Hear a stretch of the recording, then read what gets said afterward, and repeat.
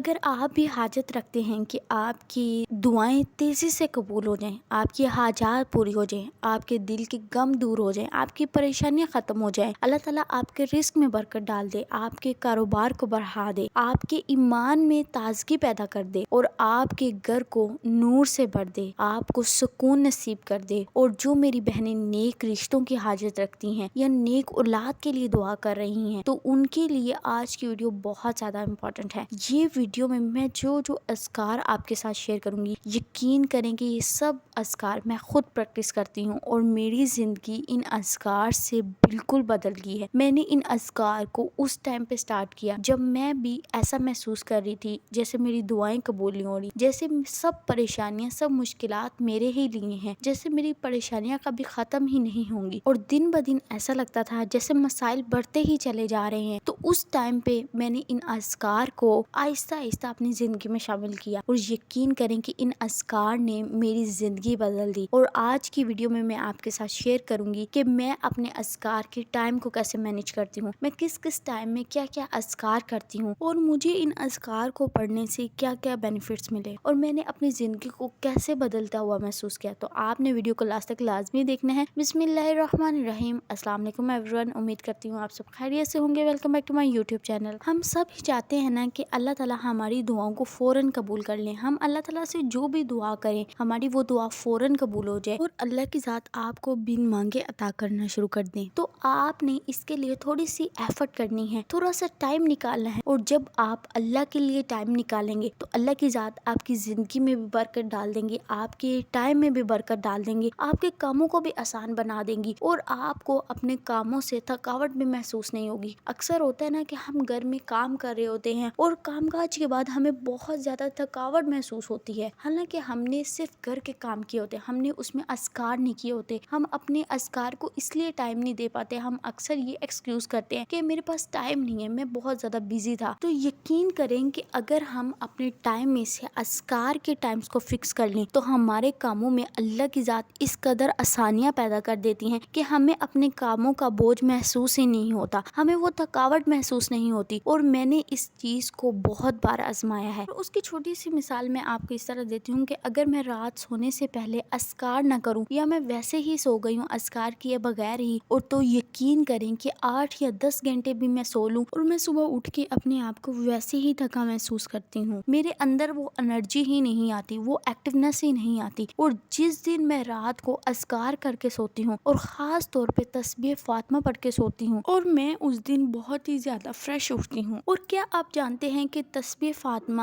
Be be Fatima رضی اللہ تعالی عنہا کو کس طرح ملی تھی؟ بی بی فاطمہ رضی اللہ تعالی عنہا نے ایک بار نبی پاک صلی اللہ علیہ وسلم سے ریکویسٹ کی کہ میں سارا دن کام کاج کر کے بہت زیادہ تھک جاتی ہوں تو مجھے ایک خادمہ دے دیں۔ تب آپ صلی اللہ علیہ وسلم نے فرمایا کہ بیٹی میں تمہیں ایسی چیز نہ بتاؤں جو تمہارے لیے خادمہ سے زیادہ بہتر ہو۔ تو تب آپ صلی اللہ علیہ وسلم نے بی بی فاطمہ رضی اللہ تعالی عنہا کو رات سونے سے پہلے 33 بار سبحان اللہ، 33 بار الحمدللہ اور 34 بار اللہ اکبر پڑھنے کی نصیحت کی۔ اس لیے اس تسبیح کو تسبیح فاطمہ کہا جاتا ہے۔ اور میں نے بھی اذکار کو اپنی زندگی میں اس وقت شامل کیا جب مجھے لگ رہا تھا کہ اب کچھ نہیں ہو سکتا، تمام مسائل، تمام پریشانیاں میرے ہی لیے ہیں۔ تو یقین کریں کہ جیسے ہی میں نے استغفار کے ذریعے، درود ابراہیمی کے ذریعے سٹیپ لیا اذکار کو کرنے کا، اپنے دن میں خاص ٹائم نکالے اذکار کو کرنے کے، دن بدن میری زندگی بدلتی گئی۔ اللہ تعالیٰ میرے کاموں میں آسانیاں پیدا کرتے گئے، اور ایسی آسانیاں پیدا ہوئیں کہ اللہ کی ذات جیسے میرے خود کام بنا رہی ہیں۔ اور الحمدللہ میں آج تک اذکار کے ساتھ کنسسٹنٹ ہوں، میں ان کو سکپ نہیں کرتی، اور میں اپنے ساتھ ساتھ اپنے گھر والوں کو، اپنی فیملی فرینڈز کو، سب کو موٹیویٹ کرتی رہتی ہوں کہ آپ بھی ان اذکار کے ساتھ دوستی کر لیں، آپ کی زندگی بدل جائے گی۔ اور اب میں آپ کے ساتھ شیئر کرتی ہوں کہ میں سارا دن میں کون سے اذکار کرتی ہوں۔ تو سب سے پہلے میں آپ کو مینشن کر دیتی ہوں کہ میرے میجر اذکار کون سے ہوتے ہیں۔ میں استغفار کو، درود پاک کو،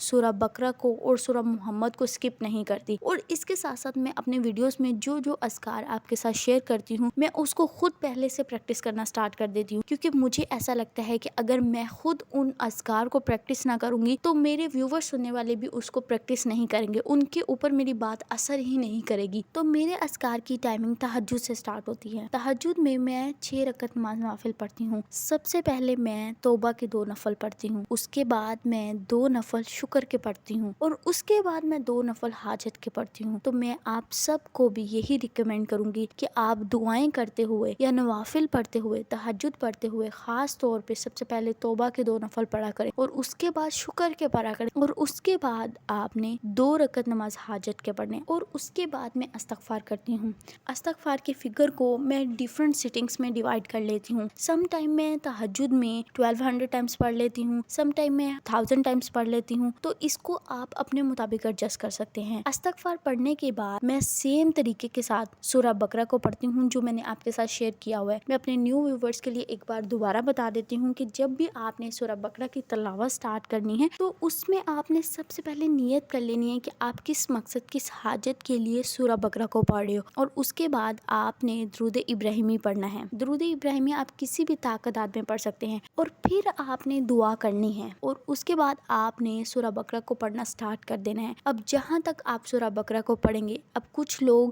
ایک ہی سیٹنگ میں سورہ بقرہ کمپلیٹ کر لیتے ہیں، اب کچھ میرے بہن بھائیوں کے لیے مشکل ہے ایک ہی سیٹنگ میں کمپلیٹ کرنا۔ اگر آپ اس کا ایک پارہ پڑھتے ہیں یا پھر آپ ہاف پارہ پڑھتے ہیں تو اس کو پڑھنے کے بعد اگین آپ نے دعا کرنی ہے، اور دعا کرنے کے بعد آپ نے اگین درود ابراہیمی پڑھنا ہے۔ اگر آپ نے سٹارٹنگ میں 3 بار درود ابراہیمی پڑھا ہے تو آپ نے لاسٹ میں بھی 3 ہی بار درود ابراہیمی پڑھنا ہے۔ اور میں بھی اسی طرح سورہ بقرہ کو ڈیفرنٹ سیٹنگز میں سپلیٹ کر لیتی ہوں۔ میں اس کو تہجد سے سٹارٹ کرتی ہوں اور عشاء تک میں اس کو کمپلیٹ کرتی ہوں، اور سورہ بقرہ پڑھنے کے بعد اتنے میں ہی فجر کی نماز کا ٹائم ہو جاتا ہے۔ تو فجر کی نماز پڑھنے کے بعد میں 100 بار سبحان اللہ و بحمدہ سبحان اللہ العظیم، اور ان کلموں کے بارے میں حدیث آتی ہے کہ 2 کلمے ایسے ہیں جو اللہ کی ذات کو بہت محبوب ہے، جو زبان پہ تو ہلکے ہیں لیکن میزان میں بہت وزنی ہیں، اور 2 کلمے کیا ہے؟ سبحان اللہ و بحمدہ سبحان اللہ العظیم۔ تو آپ نے ان کو صبح فجر کے بعد لازمی 100 بار پڑھنا ہے، اور اس کے بعد آپ نے کوشش کرنی ہے کہ آپ 313 بار درود ابراہیمی پڑھیں، یا پھر آپ چھوٹا درود بھی پڑھ سکتے ہیں۔ اور ان کو پڑھنے کے بعد میں فجر کے بعد 3 بار سورہ محمد کی تلاوت کرتی ہوں، اور پھر باقی سارا دن میں استغفار کو چلتے پھرتے پڑھتی رہتی ہوں، درود پاک بھی چلتے پھرتے پڑھتی رہتی ہوں۔ اور اسی طرح آپ نے ظہر کے بعد بھی تھوڑا ٹائم بیٹھ کے سورہ بقرہ کی تلاوت کر لینی ہے، اور اس کے ساتھ ساتھ آپ نے استغفار اور درود پاک بھی پڑھ لینا ہے۔ اور عصر کے بعد اسپیشلی آپ نے کوشش کرنی ہے کہ آپ تھوڑا سا زیادہ ٹائم کے لیے بیٹھیں، اسی جگہ پہ جائے نماز پہ بیٹھ کے آپ اذکار کریں، خاص طور پہ استغفار اور درود پاک پڑھیں۔ اور مغرب کے بعد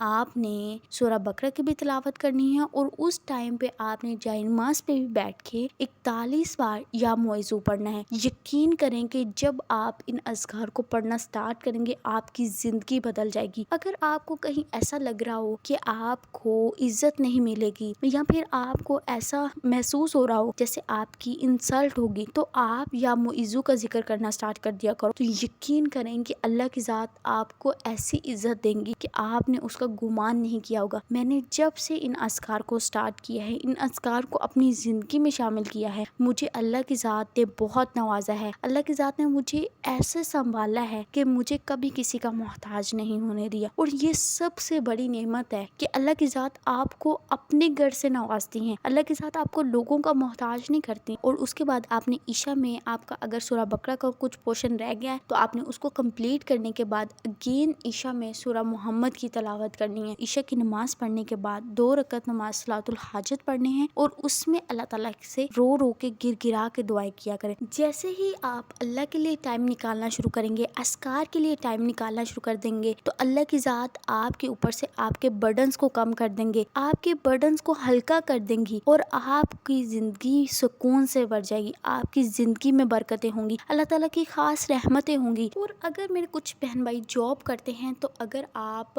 بیٹھ کے سورہ کی تلاوت نہیں کر سکتے تو آپ اس کو سن لیا کریں، تو سنتے ہوئے بھی آپ نے سیم پیٹرن فالو کرنا ہے کہ آپ نے پہلے درود ابراہیمی پڑھنے کے بعد دعا کرنی ہے، اور پھر آپ نے اس سورہ کو سننا سٹارٹ کرنا ہے۔ اور سننا ایسے نہیں ہے کہ آپ نے اس سورہ کو سن رہے ہیں لیکن اس کے اوپر توجہ نہیں دے رہے، آپ نے بالکل دھیان کے ساتھ غور کے ساتھ سننا ہے اور اس کو سمجھنے کی کوشش کرنی ہے۔ اللہ پاک آپ سب کی نیک دلی حاجات کو پورا کرے، آپ سب کی پریشانیوں کو حل کر دیں، آپ سب کی زندگیوں کو خوشیوں سے بھر دیں، اور جو میری بہنیں اپنے شوہروں کے رزق کے لیے پریشان ہیں، اللہ پاک ان کے لیے حلال طیب کشادہ رزق کا انتظام فرما دیجیے۔ اللہ پاک ہم سب کے والدین کو صحت تندرستی والی زندگی عطا فرمائیے، آمین ثم آمین۔ اللہ پاک جو میری بہنیں اپنے رشتوں کے لیے پریشان ہیں، اللہ پاک ان کے لیے نیک اسباب پیدا فرما دیجیے۔ اللہ پاک جو میری بہنیں اولاد کی حاجت رکھتی ہیں، اللہ پاک انہیں نیک اور صالح اولاد سے نوازیے، آمین ثم آمین۔ نیکسٹ ویڈیو تک اسٹے ٹیون، اسٹے بلیس، اللہ حافظ۔